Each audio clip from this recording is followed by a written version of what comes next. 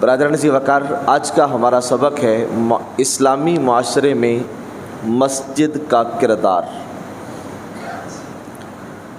برادران ذی وقار، اسلامی معاشرے کے اندر اگر ہم مسجد کی اہمیت کو کبھی جاننا چاہیں تو بلا تامل یہ حقیقت ہے کہ اسلامی معاشرے میں مسجد کا وہی کردار ہے جو انسانی باڈی کے اندر اس کے دل کا کردار ہے۔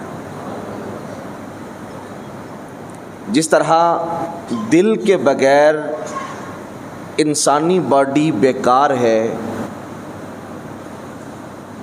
جسم کا ناطہ دل کے بغیر روح سے قائم نہیں ہو سکتا، اسی طرح اگر اسلامی معاشرے میں ایک لمحہ کے لیے مسجد کو جدا کر دیا جائے تو انسان کا رابطہ اس کے خدا سے کٹ جاتا ہے۔ قرآن و حدیث کا اگر مطالعہ کیا جائے تو ہمیں مسجد کی اہمیت و ضرورت قرآن مجید بھی بار بار بیان کر رہا ہے، اور نبی پاک علیہ السلام کا فرمان عالی شان بھی اس کو بار بار بیان کر رہا ہے۔ حضور جان کائنات صلی اللہ تعالی علیہ وسلم نے مکہ معظمہ کے اندر جو عالم انسانیت کی سب سے پہلی مسجد، یعنی جو بیت اللہ شریف کے ساتھ متصل مسجد ہے جس کو مسجد حرام کہا جاتا ہے، حضور علیہ الصلوۃ والسلام نے سب سے پہلے اس مسجد کی صفائی ستھرائی، مسجد کا تزکیہ و تصفیہ کرنے کے لیے اپنا عملی کردار ادا کیا۔ اس لیے کہ اسلام کا زمانہ آنے سے پہلے بیت اللہ شریف کا جو صحن ہے، جو مسجد حرام کے بالکل متصل ہے، وہاں پر آپ سمجھتے ہیں کہ بتوں کی کثرت تھی، لوگ بتوں کے سامنے گرے ہوئے تھے۔ حضور جان کائنات صلی اللہ تعالی علیہ وسلم نے سب سے پہلا کام جو کیا وہ بیت اللہ شریف کے متصل مسجد حرام کو بتوں کی غلاظت سے پاک کیا ہے۔ ایسے افراد پیدا کیے کہ جن کے دلوں کے اندر مسجد کی محبت کو اجاگر کیا جا سکے، اور لوگوں کے دلوں کے اندر بتوں کی نفرت پیدا کی۔ کیوں؟ اس لیے کہ مسجد کے کردار کے اندر سب سے پہلی بات یہ ہے کہ مسجد اللہ کے بندوں کا تعلق اپنے خدا سے جوڑ دیتی ہے۔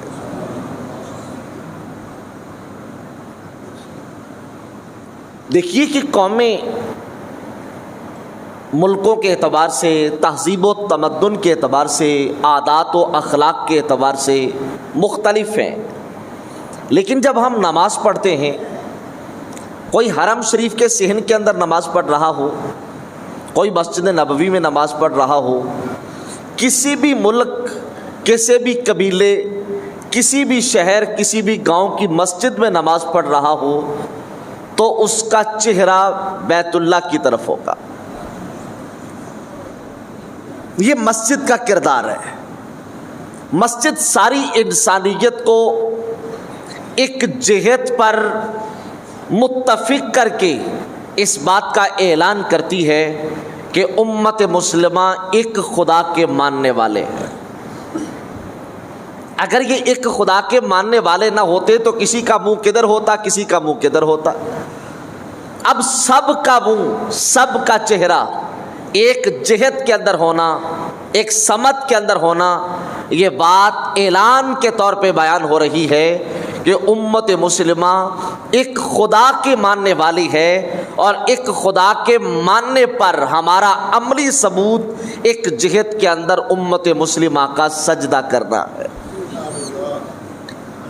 حضور جان کائنات صلی اللہ تعالی علیہ وسلم نماز پڑھ رہے تھے، حالت نماز کے اندر لوگوں کا وہ تانا یاد آیا کہ دین نیا ہے، شریعت نئی ہے، کتاب نئی ہونے کا دعویٰ ہے، اور نماز ہمارے قبلہ کی طرف منہ کر کے پڑھی جا رہی ہے۔ حضور نبی پاک صلی اللہ تعالی علیہ وسلم کے قلب اطہر کے اندر ان کا یہ تانا آیا، حالانکہ حضور نماز میں ہے۔ تو حالت نماز کے اندر جب آپ نے آسمانوں کی طرف چہرہ اٹھایا تو خالق کائنات نے ارشاد فرمایا قد نرا تقلب وجهک فی السماء، فرمایا اے حبیب آسمانوں کی طرف آپ کا چہرہ اٹھنا ہم اس کو دیکھ رہے ہیں۔ اور ساتھ ہی ارشاد فرما دیا فَلَنُوَلِّيَنَّكَ قِبْلَةً تَرْضَاهَا، محبوب تیرا رب تو کسی جہت کا محتاج نہیں ہے، تیرا رب تو تیری رضا چاہتا ہے، تو جدھر چاہتا ہے اپنا چہرہ پھیر دے، ہم اسی کو انسانیت کا قبلہ بنا دیں گے۔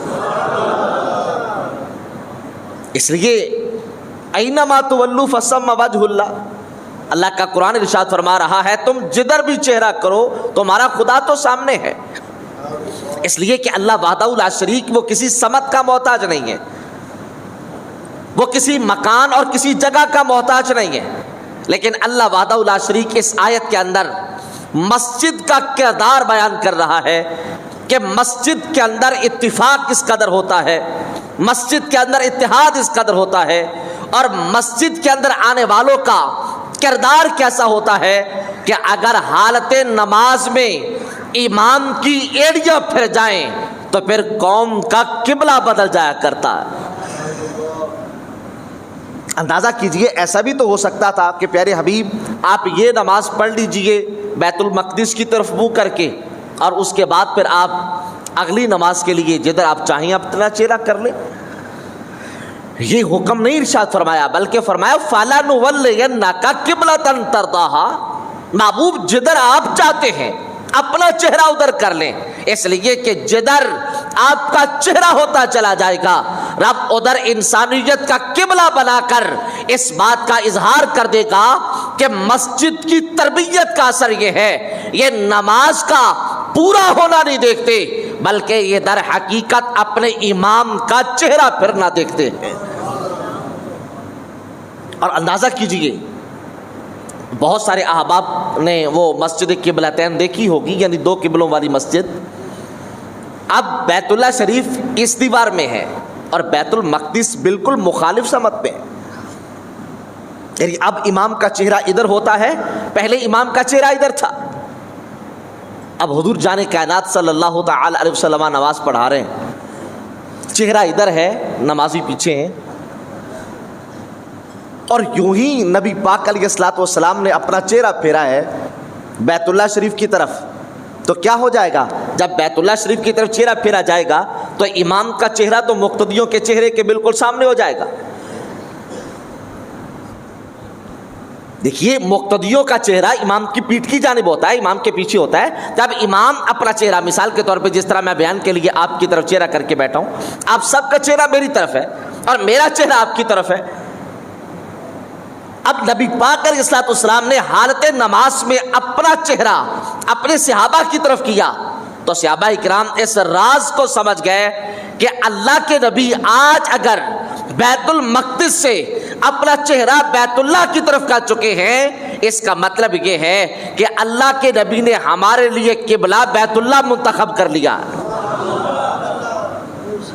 صحابہ اکرام نے اس بات کی تحقیق نہیں کی کہ اللہ کے نبی کیا ہم بھی ادھر آ جائیں، ہمارے لیے کیا حکم ہے، کوئی سوال نہیں ہے۔ صحابہ اکرام نے اپنی صفوں کو توڑا، اور 3 صفیں ہیں، پہلی صف توڑ کے پیچھے آ گئے، اور اس کے بعد والی صف توڑی، اس سے پیچھے آ جائے، تیسری صف نے اب خود کو جدا کیا اور پیچھے آ کے کھڑے ہو گئے۔ ایک لمحہ پہلے جن کا چہرہ بیت المقدس کی طرف تھا، میرے نبی کی ایڑیاں پھری ہیں، تو تینوں صفوں کا چہرہ بیت اللہ کی جانب ہو گیا، اور وہ اپنا چہرہ بیت اللہ کی جانب کر کے اس بات کا اعلان کر رہے ہیں کہ لوگوں ہم اپنے رب کے احکام پر عمل کرنے کے لیے اپنے نبی کا چہرہ دیکھا کرتے ہیں۔ اور جدھر نبی کا چہرہ ہو جائے ہم تو اپنے چہروں کو اسی سمت کے اندر پھیر دیا کرتے ہیں، اس لیے کہ جب وہ خدا ہو کر نبی کی رضا چاہتا ہے تو ہم غلامان نبی ہو کر نبی کی رضا پہ کیوں نہ کٹ مرے۔ اور حالت نماز کے اندر حضور جان کائنات صلی اللہ تعالی علیہ وسلم کا چہرہ پھیرنا یہ ایک بہت بڑی امت کے اوپر کرم نوازی تھی۔ نبی پاک علیہ السلام کے یہ بخاری شریف کی حدیث پاک ہے، نبی پاک صلی اللہ تعالی وسلم کے صحابہ اکرام ارشاد فرماتے ہیں کہ ہم حالت نماز کے اندر جب نماز ہوتی تھی تو ہم اپنی آنکھ کے اطراف سے نبی پاک علیہ السلام کی زیارت کیا کرتے تھے۔ بخاری شریف کی حدیث پاک ہے، سوال کیا گیا چھوٹے صحابی نے بڑی عمر کے صحابی سے سوال کیا، کیا نبی پاک علیہ السلام ظہر کی نماز میں قرات کرتے تھے؟ کہا جی بالکل کرتے تھے۔ کہا آپ نے سنی ہے؟ کہا سنی نہیں ہے، دیکھی ہے۔ کہا بھی قرات آپ نے کیسے دیکھ لی؟ کہا نبی پاک ظہر کی نماز پڑھا رہے تھے، میں نے حالت نماز میں اپنی آنکھوں کی اطراف سے سرکار کی زیارت کی تھی اور نبی پاک کی داڑھی مبارک ہل رہی تھی۔ ذرا دیکھنا مسجد کا کردار کیا ہوتا ہے۔ مسجد قوم کو متفق کرتی ہے، متحد کرتی ہے دو باتوں پر، اللہ کی وحدانیت پر اور محمد مصطفیٰ کی رسالت پر۔ یعنی جیسے امت محمدیہ مسجد کے اندر آ کر اللہ کے سوا کسی کو سجدہ کرنے کے لیے تیار نہیں، ایسے ہی جب اس کا تعلق مسجد سے ہو جائے تو پھر امام الانبیاء کے بعد یہ کسی اور کو نبی ماننے کے لیے بھی تیار نہیں ہوتے۔ حضور جان کائنات صلی اللہ تعالی علیہ وسلم کے صحابہ اکرام کہتے ہیں کہ ہم نے نبی پاک کی داڑھی مبارک کو ہلتے ہوئے دیکھا، اس سے اندازہ لگایا کہ نبی پاک یقیناً ظہر کی جو نماز ہے جس کے اندر امام سری قرات کرتا ہے، آہستہ قرات کرتا ہے، گویا اس میں بھی امام الانبیاء قرات کیا کرتے تھے۔ اب جب سرکار کے صحابہ پاک نماز پڑھتے تھے تو حضور کے دیدار کے لیے وہ مشتاق ہوتے تھے، وہ اپنی آنکھوں کے اطراف سے دیکھا کرتے تھے۔ آج میرے نبی نے حالت نماز میں اپنا چہرہ اپنے غلاموں کی طرف کر دیا۔ کہا جو اطراف والے ہیں، جو سائڈوں والے ہیں، وہ تو چلو اطراف سے دیکھ لیں گے، اور جو پیچھے والے ہیں وہ کیسے دیکھیں گے؟ کہا پیچھے جو سب سے پہلے آتا ہے وہ تو پیچھے کھڑا ہوتا ہے، جو بعد میں آتے ہیں وہ اطراف میں کھڑے ہوتے ہیں۔ کہا اطراف والے تو زیارت کر لیں، پیچھے والے رہ جائیں۔ آج حالت نماز میں اپنا چہرہ پیچھے کر کے بتایا کہ میں اپنا دیدار اطراف والوں کو ہی نہیں، میں اپنا دیدار اپنے قریب والوں کو بھی عطا کیا کرتا ہوں۔ اور پھر جب سرکار کے صحابہ حالت نماز میں نبی پاک کا دیدار کیا کرتے تھے تو اطراف سے کیا کرتے تھے، تو پہلی صف والے کرتے تھے نا، پیچھے والے تو رہ جاتے تھے۔ فرمایا آج حالت نماز کے اندر ہم صرف پہلی صف والوں کو نہیں، دوسری اور تیسری صف والوں کو بھی یہ موقع فراہم کرتے ہیں کہ تم بھی اگر چاہتے ہو محمد مصطفیٰ کا دیدار کرنا تو کہا آج حالت نماز میں نبی کا چہرہ دیکھ کر اپنے سروں کا قبلہ بھی ٹھیک کر لو اور آج اپنے دلوں کا قبلہ بھی ٹھیک کر لو۔ اس لیے کہ آج ہمارے دور کے اندر اس طرح کی جب فتوی بازی ہوئی کہ جناب حالت نماز میں اگر نبی کا خیال آ جائے تو نماز جاتی رہتی ہے، مسجد کا کردار کیا ہے؟ مسجد بتاتی ہے کہ نہیں، یہ گواہ ہے مسجد کہ نبی کا خیال آ جائے تو نماز ٹوٹتی نہیں ہے، بلکہ عاشقوں کی نماز تو پوری ہی تب ہوتی ہے جب درود و سلام کے اندر نبی کا خیال آ جایا کرتا ہے۔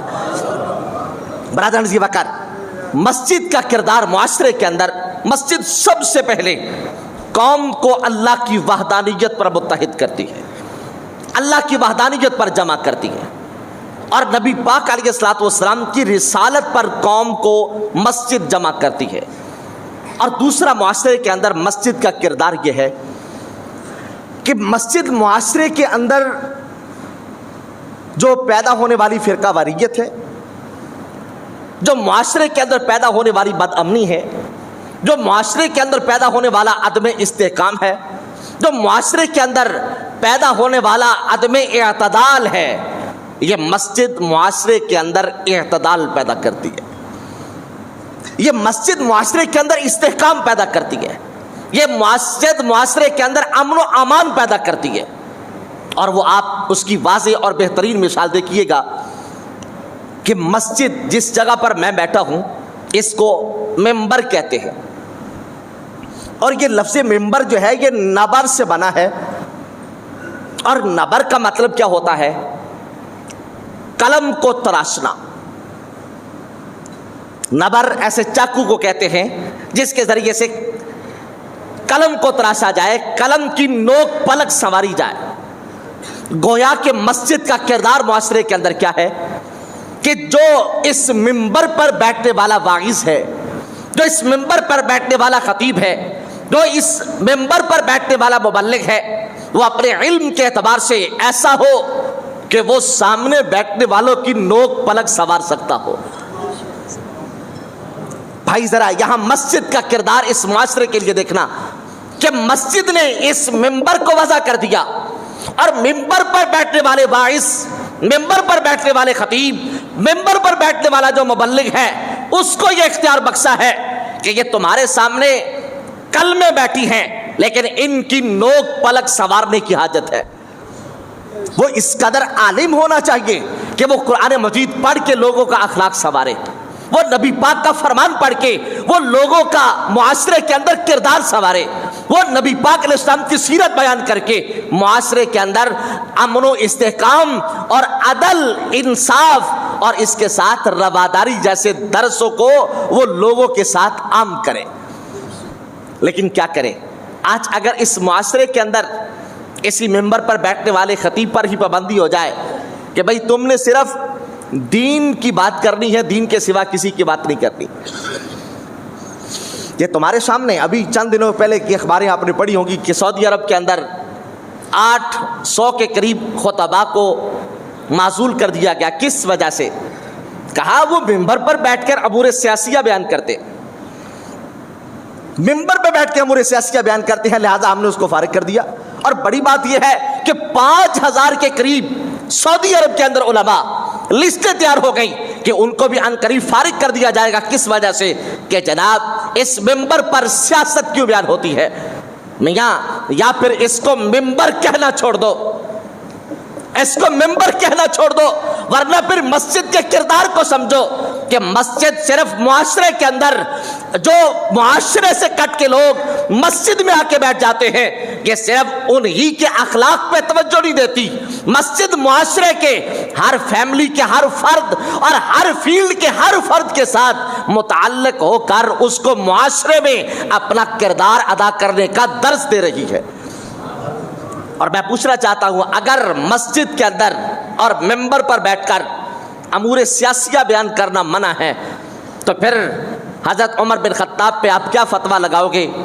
جمعے کا خطبہ دے رہے ہیں اور حالت خطبہ کے اندر کہتے ہیں یا ساریہ تو الی الجبل، اے ساریہ پہاڑ کی اوٹ میں آ جا۔ حالانکہ مدینہ منورہ کا مسجد نبوی ہے، نبی کا منبر ہے، اور حضرت ساریہ سے خطاب ہے کہ ساریہ پہاڑ کی اوٹ میں آ جا۔ اور پہاڑ کی اوٹ میں آنے کا مطلب کیا ہے؟ صحابہ کہتے ہیں ہم پریشان ہو گئے کہ مسئلہ کیا ہے۔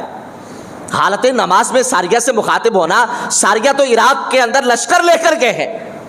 اور نماز کے بعد عمر بن خطاب سے پوچھا کہ حضور کیا آپ بھول گئے تھے یا آپ کی توجہ ادھر ہو گئی تھی، کیا وجہ تھی؟ عمر بن خطاب کا جواب کیا تھا؟ آپ نے فرمایا کہ ساریہ میدان میں ہے اور دشمن پہاڑ سے حملہ کرنے والا تھا، اور کہا میں نے ساریہ کو یہاں سے لیڈ کرتے ہوئے کہا ساریہ پہاڑ کی اوٹ میں آ جا، تاکہ جب وہ دشمن اس پہاڑ پہ چڑھے تو وہ تمہارے اوپر حملہ نہ کر سکے، اور خود کو خالی میدان پا کر جب وہ میدان میں اترے گا تو ساریہ ان کے اوپر حملہ کر دے گا۔ صحابہ کہتے ہیں ہم نے وقت نوٹ کر لیا۔ ایک 40 دن کے بعد کم و بیش حضرت ساریہ کا لشکر آیا، ان سے پوچھا گیا کہ کوئی عجوبہ بیان کیجیے۔ حضرت ساریہ نے کہا عجوبہ سنیے، عجوبہ یہ تھا جمعے کا دن تھا۔ میں آپ سے پوچھنا چاہتا ہوں آپ ادھر ہی ہیں؟ مسجد کے کردار پر بھی سبحان اللہ تو بنتی ہے نا بھائی۔ ہاں جی تسی اس وجہ تو سبحان اللہ نہیں کہتے ویسے روزہ رکھا ہے تو بھائی میرا بھی روزہ ہے۔ سبحان اللہ کہنے سے روزہ ٹوٹتا بھی نہیں ہے، یہ فتویٰ بھی ہے۔ اور اگلی بات کیا، سبحان اللہ کہنے سے روزے کے اندر ثواب بھی ڈبل ملتا ہے، اور اگر تھوڑی سی آواز اور اونچی ہو جائے تو ثواب اس سے بھی زیادہ مل سکتا ہے۔ اب پوچھا گیا حضرت ساریہ سے کوئی عجوبہ بیان کیجئے، کہا عجوبہ کیا سنتے ہو؟ عجوبہ تو یہ ہے میں بالکل جمعے کا وقت تھا اور میں میدان جہاد کے اندر تھا. حضرت عمر کی آواز آئی تھی کہ ساریہ پہاڑ کی اوٹ میں آ جا. کہا سناؤ پھر کیا بنا؟ کہا بس میرا پہاڑ کی اوٹ میں آنا تھا. اس کا فائدہ پھر یہ نکلا کہ دشمن خالی میدان سمجھ کے میدان میں آ گیا, میں نے حملہ کر دیا, اللہ نے فتح عطا کر دی. تو حضرت عمر بتا رہے ہیں کہ پہلی بات تو یہ ہے ممبر پر بیٹھنے والا صاحب نظر ہو کہ وہ صرف مسجد کی صفوں تک نظر نہیں, اس کی نظر میدان جہاد تک بھی جاتی ہو, اور یہ مسجد کا کردار ہے. اور دوسری بات یہ ہے کہ مسجد میدان جہاد کے اندر سپہ سالار کی کمانڈ بھی کر رہی ہو, اور اگر مسجد قوم کے سپہ سالار کی کمانڈ نہیں کرے گی تو اس کا مطلب یہ ہے کہ قوم بے رحمی کا شکار ہو جائے گی. اور آج اگر عدلیہ کے متعلقہ کوئی بات ہو جائے یا حکومتی کسی بھی ادارے کے متعلقہ کوئی بات ہو جائے تو جناب مولوی کے نام چٹ آ جاتی ہے کہ حضرت آپ کے اوپر فلاں پرچہ ہو سکتا ہے, آپ کو یہ ہو سکتا ہے, وہ ہو سکتا ہے. میاں ذرا سمجھیے گا, یہ مسجد, اس کے اندر سارا اقتدار اس مسجد کے اندر ہے, سارا اختیار اس مسجد کے اندر ہے. یہ الگ بات ہے کہ ہم نے مولوی کو اختیار دیا کچھ نہیں, لیکن سنیے مولوی کسی کے اختیار کا محتاج نہیں ہے کہ جس کا ممبر ہے مولوی کو اختیار اس خدا نے دیا ہے اور مدینے والے مصطفیٰ نے دیا ہے. آپ ذرا تھوڑا سا پیچھے پلٹ کے دیکھیے گا, نبی پاک صلی اللہ تعالی علیہ وسلم کی مسجد نبوی ہے, کیا وہ صرف مسجد تھی؟ حضور کی بظاہر تو مسجد ہے نا, لیکن کیا وہ صرف مسجد تھی؟ یارو وہ صرف مسجد نہیں ہے, عدالت کی کرسی بھی اسی مسجد کے اندر ہے. اور جب عدل کی کرسی مسجد کے اندر لگے گی نا میاں, تو پھر مسجد کے اندر کھڑے ہو کے جھوٹ نہیں بولنے پڑے گے, اور پھر جج کو یہ کہنا نہیں پڑے گا جاؤ جا کے اس کو مسجد کے اندر قرآن اٹھوا کے لاؤ, حلف برداری کرواؤ اس کی جا کے مسجد کے اندر. اور پھر جج کو اس کرسی پہ بیٹھ کے یہ کہنے کا حق نہیں ہوگا کہ اگر سامنے والا سائل رب کا قرآن پڑھے تو جج آگے سے کہتا ہے کہ جناب تم عدالت کے کٹہرے میں کھڑے ہو, کسی مسجد کے ممبر پر نہیں یا مدرسے کی چار دیواری میں نہیں, اور تم عدالت کے اندر کھڑے ہو. تو یاد رکھنا جب عدالت مسجد میں لگے گی تو وہاں پر فیصلہ قرآن کے مطابق ہوگا اور محمد مصطفیٰ کے فرمان کے مطابق ہوگا. اور یاد رکھیے گا مسجد کے اندر جب یہ مسجد اس کے کردار ہے معاشرے کے اندر, اور اسلامی معاشرے کے استحکام کی ضامن ہے مسجد. اور حضور جان کائنات صلی اللہ تعالی علیہ وسلم کے صحابہ کرام حضرت عمر بن خطاب رضی اللہ تعالیٰ عنہ کا اب دور پڑھ کے دیکھ لیجئے کہ انہوں نے اپنے دور کے اندر کوئی بڑے بڑے ایوان نہیں بنائے, بڑے بڑے ادارے تو بنائے ہیں لیکن اداروں کی بڑی بڑی بلڈنگیں نہیں بنائی. اور اگر بنایا ہے تو کیا بنایا ہے, 9000 مساجد حضرت عمر بن خطاب نے بنوائی ہے. 9000 مساجد عمر بن خطاب نے بنوائی, جن کے اندر 500 مساجد جامع تھی, جن کے اندر جمعہ قائم ہوتا تھا. اور عمر بن خطاب کا آرڈر کیا تھا کہ جامع مسجد کے اندر جو جمعہ ہے وہ اس علاقے کا گورنر پڑھائے گا. اور یاد رکھنا جب اس ممبر پر بیٹھنے والا وقت کا گورنر ہوگا تو پھر اسمبلیاں تحلیل ہونے کے بعد وہ حکومت کے خلاف بولے گا نہیں. ناراض تو نہیں ہے میرے ساتھ کہ جمعہ دا دن ہے روزہ دا مہینہ تے مولوی سیاست؟ بھائی یہ سیاست نہیں ہے, یہ مسجد کا کردار ہے.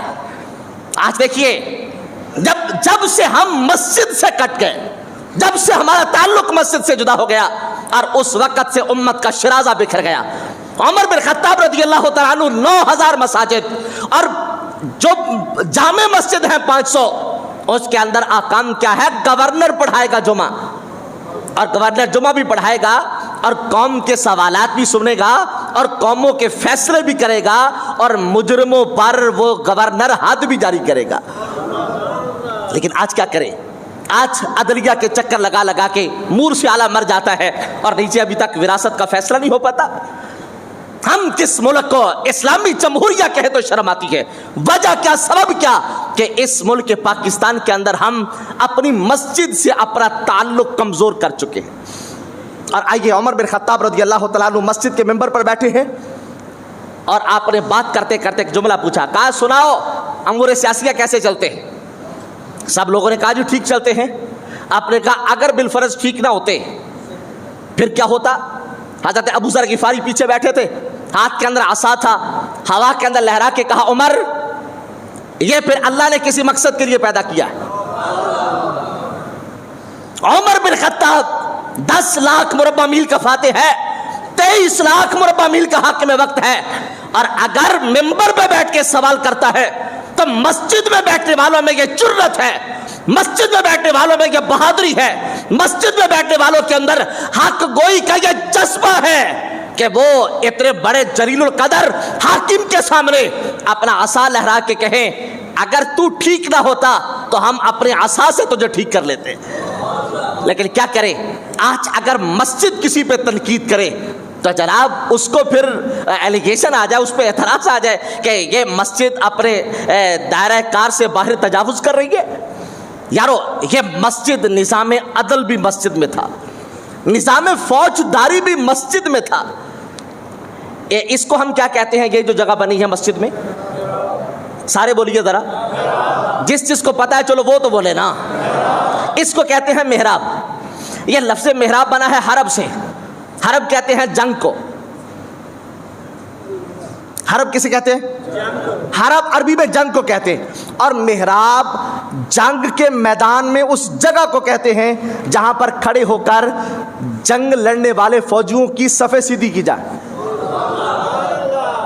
محراب اس جگہ کو کہا جاتا ہے کہ جہاں پر فوجیوں کی صفیں سیدھی کی جائے۔ اور یاد رکھنا یہ مسجد اپنے اندر داخل ہونے والوں کو صرف سجدے کا گر نہیں بتاتی، یہ مسجد معاشرے کے اندر اسلام کا علم بلند کرنے کا طریقہ بھی ارشاد فرماتی ہے۔ اور یہ مسجد کا کردار ہے معاشرے کے اندر، یہ صرف قرآن پڑھنا نہیں، یہ نبی پاک کا فرمان پڑھنا نہیں، یہ زندگی کیسے گزارنی ہے۔ ایک بچے سے پیدا ہونے سے انسان کے مرنے تک زندگی کے سارے احکامات یہ مسجد بیان کرتی ہے۔ برادران سے واقع ہوا یہ کہ بس دیکھو دیکھی مغرب سے آواز اٹھی کہ نہیں جی مسجد سیپریٹ ہے، وہ عبادت کے لیے ہے، اور ہم نے بھی کہا ہاں، اور اس ایوان کے اندر بیٹھنے والے بہت سارے احباب اس مغرب کی آواز کے ساتھ اپنی آواز ملا کے کہتے ہیں کہ ہاں بات تو ٹھیک ہے، مسجد کے اندر سیاست نہیں ہونی چاہیے۔ لیکن میں آپ کو آج کے اس جمعہ کے خطبہ کے اندر یہ تمہیں ایک عرض کرنا چاہتا ہوں، آج چرچ کا حال دیکھ رہے ہو، آج چرچ عیسائیوں کی جو عبادت گاہ ہے آج اس کی حالت دیکھ رہے ہو۔ چرچ کے در و دیوار ترستے ہیں کہ ہمارے اندر کوئی سجدہ کرنے والا آ جائے۔ عبادت گاہیں تھی لیکن وہ ویران کیوں ہوئیں؟ اس لیے کہ ایک منصوبے کے تحت وہ جو عیسائیوں کی عبادت گاہ تھی اس کو صرف عبادت گاہ کے لیے خاص رکھا گیا، اور جب اس کو عبادت گاہ کے ساتھ خاص کر دیا گیا تو کیا ہوا؟ لوگوں کا ذوق عبادت ختم ہوتا ہوتا ختم ہو گیا۔ یاد رکھیے گا، ذوق عبادت ختم ہوتا ہے، ذوق سیاست ختم نہیں ہوتا۔ اور اگر مسجد کے ساتھ امور سیاسیہ کو متعلق کیا جائے تو یاد رکھنا پھر یہ مسجد لوگوں کا ذوق عبادت بھی تازہ رکھتی ہے اور قوم کا ذوق سیاست بھی پاکیزہ رکھتی ہے۔ اور علامہ محمد اقبال رحمۃ اللہ علیہ نے کہا تھا، دین کا رہو جدا سیاست سے تو رہ جاتی ہے چنگیزی۔